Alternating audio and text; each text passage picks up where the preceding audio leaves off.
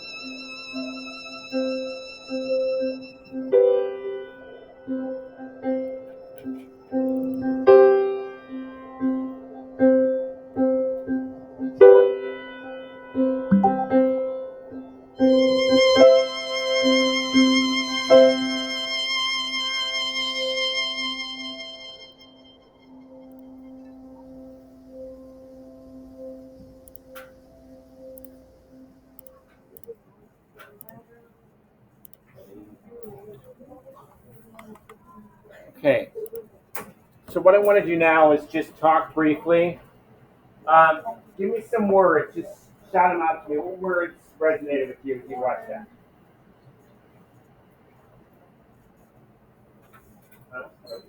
Growth. Yeah. Right. Opportunity. Right. So definite employment opportunity. Yes. Focus. Right? So growth, opportunity, right? The numbers, the sheer volume of numbers tell us that, right? What else? Effort. Yeah, you got to show up, right? If you want to play, if you want to win, you got to play. They say, right? They say it in the context of gambling, but I'm saying if you want to win, you want to have a job and work a job and get paid to have a job, you got to show up, right? You got to show up to work. Okay. What else?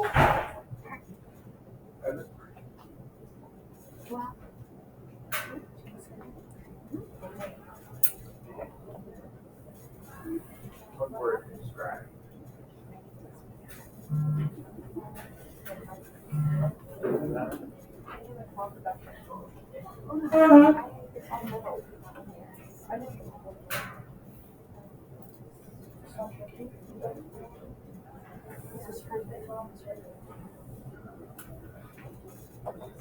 All right, give me a few more words to describe.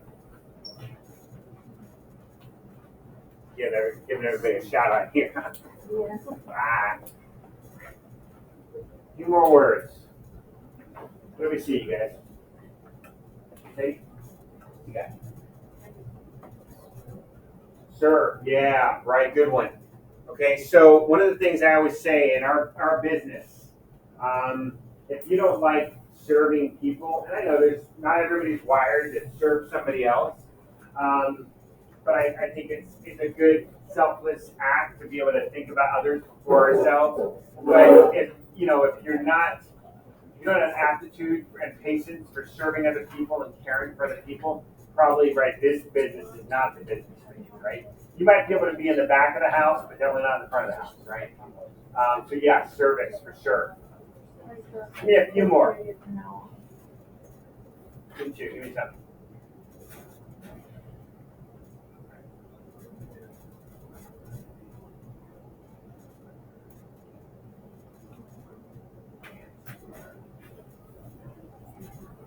One word.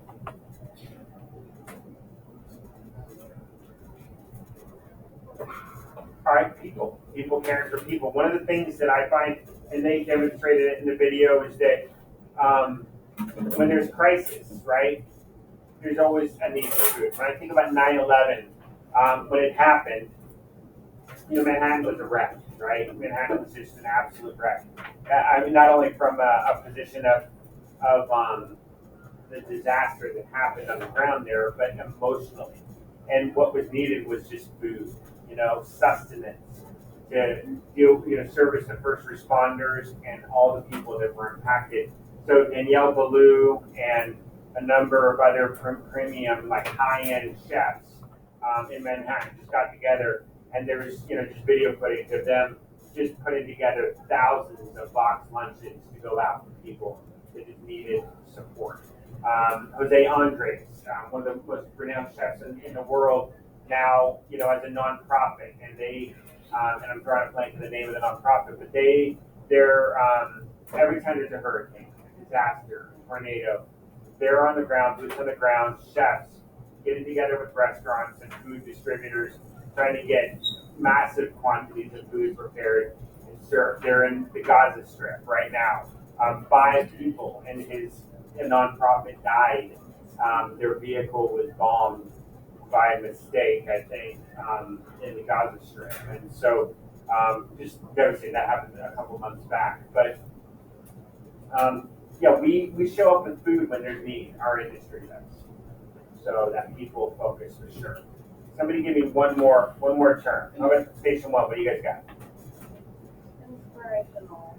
Yeah, right. It is inspiring. All right. And the other thing is, I want you to be inspired not to only think about like an entry level job, right? Just getting that hourly. Anybody in here drive right now? Drive, right? So when you drive, what do you need to drive? Right. Number 1, right? And then what else? All right, good. Keep going. Training. Huh? Training. Yeah, you need training, you need learning. And then once you get all that done, what do you need to keep that car going? Fuel. Gas. You need fuel, right? And so when you don't have a job, do your parents right now pay for your gas? All right, so mom and dad do, just like my 16-year-old, we pay. But when my 22 and 19-year-olds are driving and they have jobs, what do I expect them to do? And they're paying for the gas, right? So you guys are gonna rub up along that perimeter of how many of you guys are like going out with your friends? Let's go out with your friends. And what do you do when you go out? Like often, don't you go out to eat? And you're like, man, I need some money. My son's always like, oh man, I need to do some stuff around the house to earn some money to go out with my friends. So you're gonna want money to socialize. You're gonna want gas for your gas tank. And our industry is the most accessible industry there is in terms of getting a frontline job while you're in high school. Okay, so opportunity for sure. All right, let's go back here. Okay, so another thing that I wanted to make mention of is the CTE pathways. There's some posters out in the hallway, and you're going to notice you're required to have a total of 1 credit. Right, this class this semester is worth a half a credit, right? And so 1 credit is year long. Either taking 2 culinary classes or one of Miss Bowman's classes and mine, one of Miss Howard's classes and mine, whatever the combination is. Okay, that equals 1 credit. So that means your CTE requirements for graduation. If you want to meet the graduation testing requirements, you have to have a total of 2 credits in CTE. Okay, and then you designate a pathway. Your counselor helps you identify a pathway for graduation. So that means instead of going like on a traditional pathway to college, you might be choosing to do a career technical education pathway. Okay, and so some of the departments here, right, the pathways that are identified are agriculture and human resources, human services, which is the A wing right here. We serve people. Okay, health sciences, skilled technical and engineering, business and marketing, and then digital and visual communications. So we're in the human services, and everything in human services is focused on serving the needs of society, basically. And that's one of the things that culinary arts or restaurants or hospitality does. So you choose a career technical education pathway, you can meet that requirement, and then you waive out of your testing requirements. So it says here, CTE classes can also satisfy the graduation pathway requirement if the classes are a completed sequence of at least 2 credits and include the potential to earn college credit or an industry recognized credential. So our industry recognized credential in my program is the food handler's permit. And so you will have an opportunity later in the semester. Heinrich's pulling this out right now. You'll have an opportunity to take the test, and we'll pay for it for you. Okay? And so you can get the industry recognized credential for our program. Okay? The following pathways satisfy this requirement and are available to students at Battleground schools. And so there's the 6 pathways, and then ours is in human services. So if you have 2 credits in culinary arts and you get the IRC, you meet that graduation requirement, okay, for your testing. Okay? Because some people don't test very good. So it's an alternative way to be successful as you transition out of high school. All right, I'm going to show you a brief video, okay, about just a career in the industry. And I try to do a career spotlight once a week in the early part of the semester. I'm going to show you a glimpse into being a pastry chef that's appropriate for this class. And so I'm going to hit play on this. Just find the closest monitor. I'm Heather McNally Gonzalez. I'm the Stable Cafe pastry chef on the Biltmore Estate. I love my job, mainly because I have a chance to express myself on a daily basis. I make up the menus, I create the recipes. It's probably one of the most important things you do is you clean as you go. One of the major skills needed to be a good pastry chef is organization, obviously, and time management, because you have a lot of things happening at once. Certain things are very time sensitive, like bread, where there's only a certain time frame where it has to get in the oven. So you have to always keep an eye on what is waiting to go in the oven, plus what's already in the oven, making sure that you have the space in the oven for what's going to be ready at a certain time. Plus, you also have to be thinking about what's coming up. It's definitely a lot of fun. You have to be on your toes a lot. But I enjoy the people that I work with, and I enjoy the environment that I work in. I have worked for the Biltmore Estate for going on 11 years now.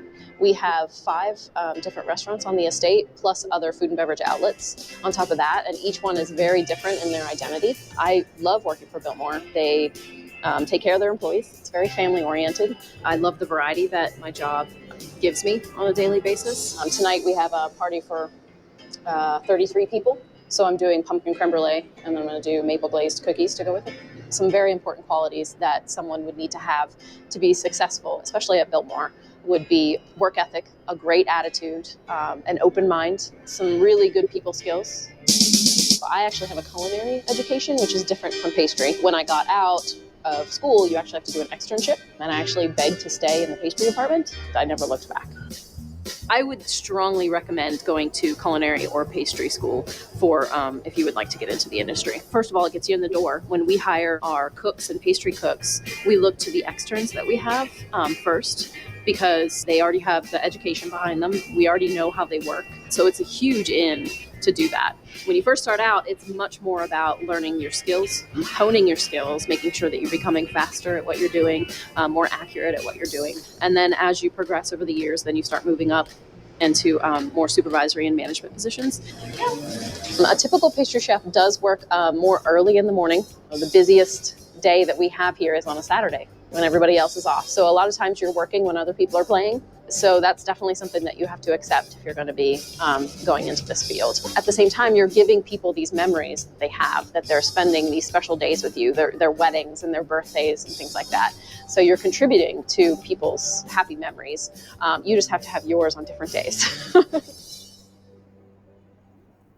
Yeah, that's a little bit of the complexity of being in our business, is that when you're making other people happy, you're giving up on something personal. Evenings, weekends, holidays. That's one of the sacrifices. One of the things that I talk about when we're in the hallway in a moment is, personal chefing. I, a lot of the time, had to make sacrifices, but then I was able to blend my family into those concepts. So I do personal chefing during the summers. I'd clear just for I'd work about 20 hours a week. I'd do it for about 8 or 9 weeks during the summer, and I'd clear about 15 grand, and so 15 to 20 grand. And so personal chefing was a great way for me to make some extra cash, have some creativity, and continue to develop my skills and stay relevant in the industry. But it was also a pathway for me outside of the scope of what I was normally doing, 9.5 months of the year here at Battle Ground High School and in my job previous to this. And so I'm going to talk a little bit about that when we go down the hallway. So what I'd like to do now is leave your stuff here. We're going to go ahead and walk down the hallway, and I'm going to talk to you about this poster that's down there. So just head all the way down. The poster's on the right-hand side of the hallway. Just go ahead and gather up around the poster.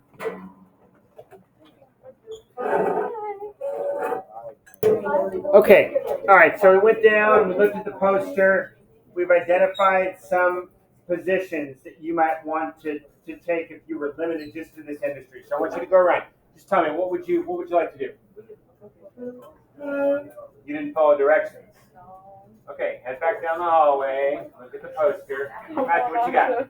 I choose to be a cruise ship worker because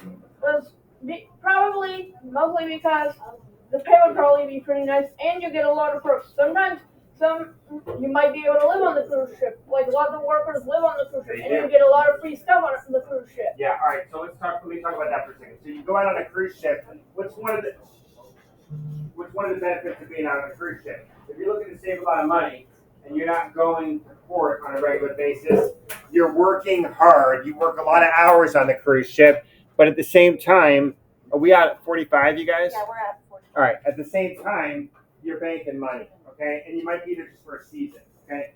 And the food is covered, the lodging is covered, all that type of stuff. Go around really quick. What other positions? Did you look at the poster? All right, you guys. What position? Off the poster. Huh? A baker? Baker. Cake decorator, little more creativity. Baker. You like baking? Well, a lot of bakers. Okay. Yeah. Cafe owner. Cafe owner. Okay. A little bit of baking, a little bit of maybe coffee. Oh, style. So the creativity.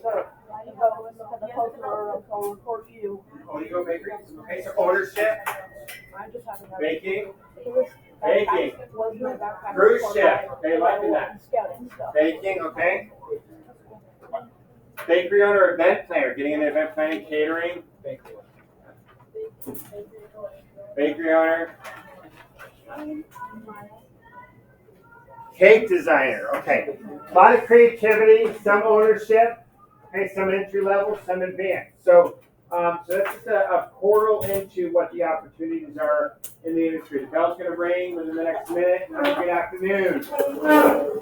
Bye.